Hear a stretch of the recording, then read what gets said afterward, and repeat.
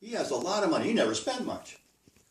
And when he retired, the bank asked him, don't take it out all at once. You'll cripple us.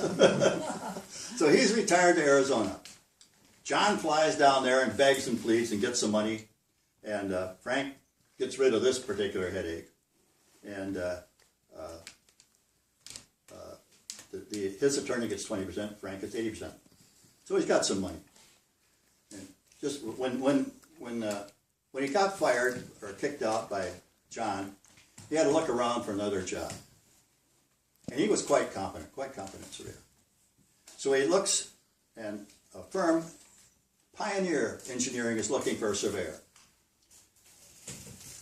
So he goes over there and they hire him.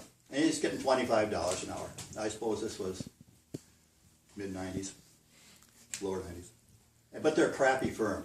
They don't know how to really do things right, and they're cheap. They pay the people cheap, and they want things done really cheaply, and they're set it the right way. So Frank comes back the first day, and his wife asks him, well, how'd it go? Terrible. He said, well, he gets ready to go work.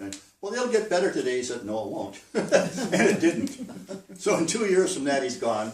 And he comes to work for us, Comstock and Davis. And we got to know each other pretty well. Let's see if I have any more on Frank. No. All right, I will read you a couple things. This is one. This is on surveying. And I wrote this in 1978. And this is our quarterly journal for land surveyors. And they didn't care who wrote it. Yeah. All right. So, excerpts from the recently discovered diaries of Eben Longstride.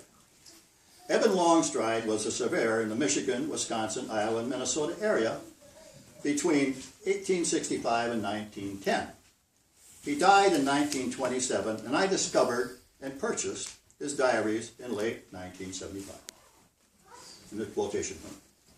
We were surveying in northeastern Minnesota in the fall of 1873, completing a contract in an area of burnt pines and rolling swamp. The best thing that could be said for that area was that in the fall of 1973 was that the mosquitoes had killed off all the snakes. The survey crew and myself had completed one township boundary and were in part of another when our chain was stolen by painted savages. We were coming back into camp one night after a dip in the Little Willow River when we saw two Indians ride away from our camp, dragging our chain and yelling and shaking their firearms at us. Possession being 9/10 of the law, and their fierceness being the other 10th at least, we decided to write them a bill of sale on the chain. This left us a bit in a fix since we didn't have another chain, and it was